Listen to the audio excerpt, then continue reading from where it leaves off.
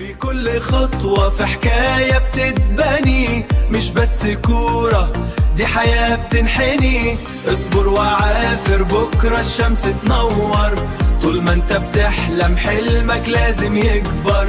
دي مش مجرد لعبة، دي قصة روح، عزيمة بكرة بتمحي كل جروح. حكاية جديدة مع بيرفكتو.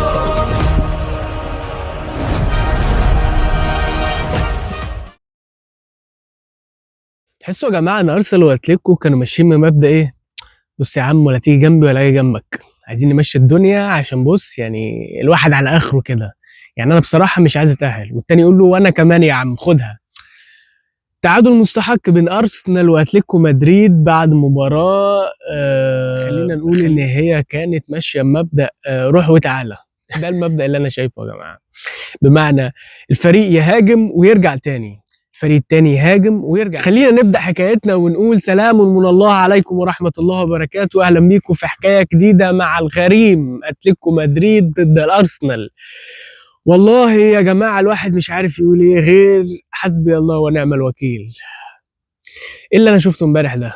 بعد ما الواحد شاف كمية الحريفة وكمية اللعيبة اللي بيتحركوا بدون أي قيود في ماتش باريس والبايرن، ماتش ارسنال واتليكو بيثبت ان الكوره ما هي الا وقف الاتوبيسين، ركب الشباب ورا ركب الشباب قدام ومفيش حد ممكن يتحرك. جماعه تحس ان ماتش امبارح كان متوقف لمده 80 دقيقه، واللي فعلا الكوره اتلعبت فيهم مفيش غير 10 دقائق. ماتش ما حصلش فيه غير انه دخل فيه جونين من ضربات جزاء ولا شيء تاني يذكر. يمكن العارضه بس بتاعت جريزمان كده اللي اتليكو فيها، اللي يعني خلينا نقول ان تفوق فيها اتليكو مدريد على ارسنال من بعد ما جاب الفاريز الجون بتاعه. تحس كده ان في نشوه ظهرت في اتليكو مدريد وبعدها الموضوع مات.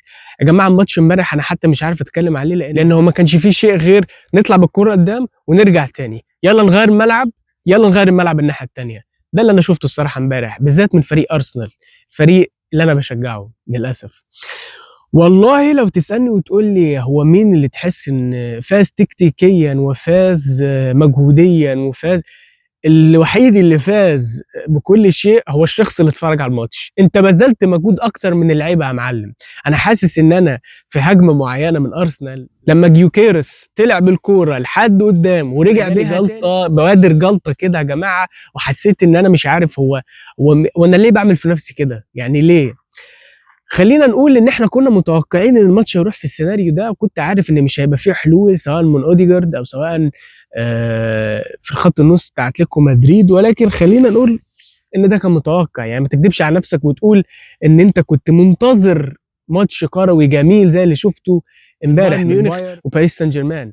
وبعد ما اوليسيه وهاري كين وجمال موسيالا ولويس دياز في ناحيه، والناحيه الثانيه ديمبلي كارفاستخيليا قدموا ماتش عالمي، يقرر فريق ارسنال وفريق اتلتيكو مدريد يدونا درس، يقول لنا اوعى تتعود على الكوره دي، الكوره ما هي الا انك غير الملعب، ارجع واطلع قدام. خلينا نقول توقعاتي للماتش اللي جاي. انا يا جماعه مش شايف غير ان اللي هيكسب فيهم او الاقرب للفوز صراحه، اللي حسيته لحد ما عنده حلول شويه هو فريق اتلتيكو مدريد على حساب ارسنال، لان بصراحه حسيت ان الفاريز فعلا عنده حلول، وما حسيتش ان في حل عند فريق ارسنال. يا جماعه انا حسيت ان نص الملعب بتاعنا ما هو الا انك مجرد بتباصي ومش عارف تكسر الدفاع بتاع اتلتيكو مدريد ازاي.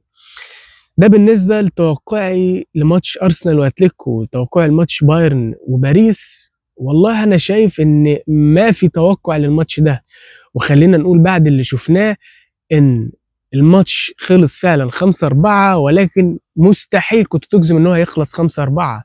يعني زي ما قال انريكي الماتش كان ممكن يتخسر ويتكسب ويتعادل فيه عادي جدا فريق باريس سان جيرمان ضد بايرن ميونخ.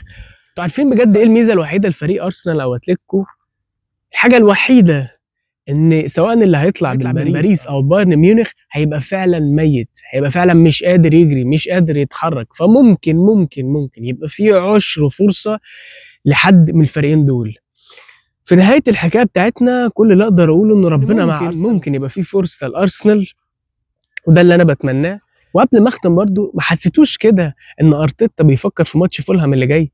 تحس ان هو مش مركز قوي في الماتش ده، لانه عارف اللي هيحصل وعارف ان هو لو كسب وراح فاينل مش هيعرف يعمل حاجه قدام البايرن او باريس، فقال لك يضمن اي حاجه. مفكر في الدوري فعلا وركز كل جهوده ان هو ياخد الدوري قدام غريمه التقليدي قدام مانشستر سيتي. في نهايه حكايتنا ما تنساش لو عجبك الفيديو ادعس اللايك المتين حالا بلا فعلا، وقول لي رايك في الكومنتس. تفتكر ممكن ارسنال تاخد فاينل تشامبيونز ليج ولا لا؟